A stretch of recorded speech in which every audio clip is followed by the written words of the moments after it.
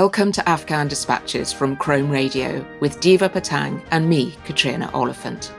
Last week in Afghanistan, girls of secondary school age were getting ready to return to the classroom for the first time since the Taliban took over last August. But within hours of arriving at school, they were told to go back home. The Taliban had abruptly changed its mind, at least for now. It's not yet clear why. Officially, the Taliban has said that a decision still needs to be made on the appropriate uniform for female students. But there is also a shortage of teachers, and with segregated classes, schools will need more teachers than before the Taliban takeover. In the next podcast, we will discuss this backtracking by the Taliban, but when I last spoke to Diva, secondary schools for girls were still due to open, and she was hopeful that the Taliban understood the importance of education, for girls as well as boys, for Afghanistan's future. One of the reasons for her optimism was a photograph that had been doing the rounds on social media. Here's Diva. This photo of a Talib holding a book and having his gun on the floor has been circulated all around social media. It has been shared by almost all government officials and all those Afghans who are on social media. The message is incredible.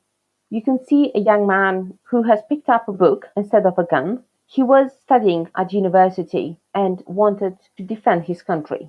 Today, this young man wants to put his gun back on the floor. He doesn't want to fight anymore. He wants to pick up the book and he wants to continue with education. This young man is standing in a bookshop or a library. There is also another man. He doesn't have a gun. He's looking to get a book for himself. And if you look into this photo very, very carefully, you can see that there are books with women's images and there are poetry books. Most of the poetry books, they're about the land, about love, about the beauty of the country. We can see a book with a photo of the former President Ghani and also President of India, Mr. Modi. If all these boys who had a gun in their hand, if they pick up a book instead of the gun, we can see a huge change in the country. We can have some hope. The book will make you educated, will make you aware, will take you away from extremism. It will not let you get into extremism because you will understand what is around you, what is around the world, the beauty around the world, and the beauty of your country. It will make you aware about human beings' lives, the importance of people's life, and also how important it is for a woman to be in education, because it's the woman who actually educates the next generation. It's the woman who spends so much time with their child, who is the next generation.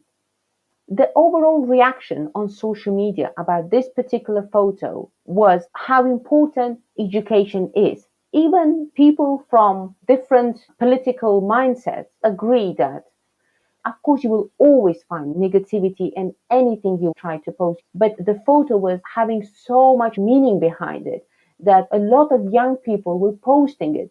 Some of them didn't want to even make a comment. They just wanted to post this photo. You can write something good, you can write something bad, but mainly the impression on social media was good. The Taliban understands the importance of education, and this is one of the reasons why this photo of this Talib holding a book and having his gun on the floor is shared so much by the leadership of the Taliban. There is a message behind it. When they were around the negotiation table, they might not have noticed as much as they have noticed it now, how important education is. And what we see on social media, those who oppose the Taliban, you will hear that the Taliban do not want education, that they're against it. When the leadership of the Taliban have shared something educational to say how important education is, they will get attacked back. So I think there is what is on social media. It needs to be read very carefully. Those who are the policymakers in other countries, they need to make sure that they follow the right accounts, the accounts which really belong to these leaders, because there's so many fake accounts. A lot of these fake accounts has been made by those who oppose the Taliban, those who want to get their message across to journalists, social media activists, to those people who are decision makers to change their mind. A very good example with a tweet which was made by Ambassador Kay from New Zealand, who said, I can smell the propaganda of some of these people from the opposition around my office. The Taliban now understands the importance of social media, and I think it's good that they're sharing what they're doing. It's good to see that they're hearing and communicating with people like myself, like a lot of other girls, because it needs to start from somewhere. Somebody needs to try to make them understand that if you want to be in power, if you want to be able to govern, then you need to be able to understand your ordinary people. This is what ordinary people want. They want education. They want to be part of governance. They want to be part of the decision makers. We have great strategists. We've got educated people. Why not use them? The Taliban, when I speak to them, they're very much aware of this. They understand that without education, we cannot have hopes for a great Afghanistan, for an Afghanistan that will be able to compete one day with the world, for an Afghanistan that will be able to have a great future, for an Afghanistan who will be economically independent. I have been in contact with many of the government officials. I have spoken to them about girls' education, about the importance of girls' education. Those who are in the high-ranking positions, they all understand that education is essential and only education can save Afghanistan. They agree that women need to go back to education, that women are very important, not just in education, but also in governance.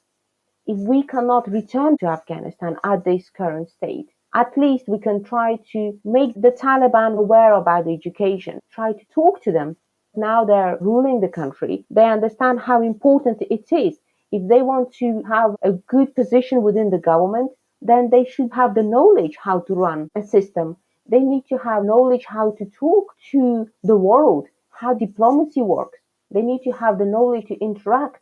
So they understand that now that they are in power all around the country, they need to be able to not just educate those who are right now in high ranking positions, but those who are below them, because the people who are below, they're the people who are running on a daily basis the country. I come from the south of Afghanistan, from Khost Zadran. That particular province has a great university, but has very little schools for girls.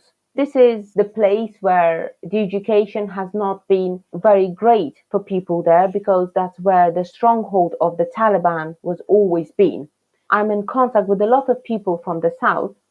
They say to me that universities are open. They're going back to universities as normal. Even the subjects are normal. The lecturers are still there. Some of them are not coming because of some issues with the salaries, but most of the lecturers are back in university and they're going back to their classrooms.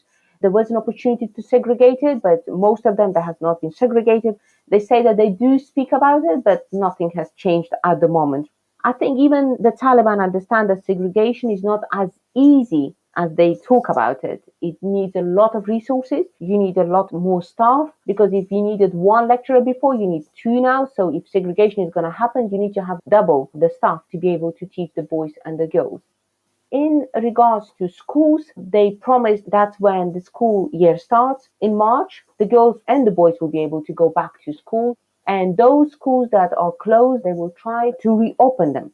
My point to them was, I understand that you will open the schools which were closed, but what about those areas that for the last, I would say, 40 years, there has never been a school? They have never built a school. Where my immediate family is from, they have to walk for about 2 hours to get to school. You need 2 hours to walk to school and then study for a couple of hours and come back. So it's very difficult for children to do so. A lot of parents will end up not sending their children to schools. So what about those areas? And they said that we're not just thinking about reopening schools, we are thinking about building schools for girls. I know I'm miles and miles away from Afghanistan, but because I value education, I want every single girl to be educated. So I personally, from my own company, I would like to sponsor 20,000 girls and give them the opportunity to be able to study and provide them with the essentials for the education. I would like to give every girl on her first day to school a school bag, a notebook, pen, pencils, rubbers, and pencil case, so that they will be able to have the start of their education with something in their hand. because I understand it's quite difficult for many families to be able to buy the first day essential accessories for their children. I value education. I know that only education can save us from extremism and would be able to make a better Afghanistan, and we would be able to save a lot of lives. That was Diva Patang for Afghan Dispatches. Do join us next time when we discuss the Taliban's sudden decision not to go ahead, for now at least, with the planned reopening of secondary schools for girls. Until then, thank you for listening, and please share this podcast on. I'm Catriona Oliphant, and you've been listening to Afghan Dispatches from ChromeRadio.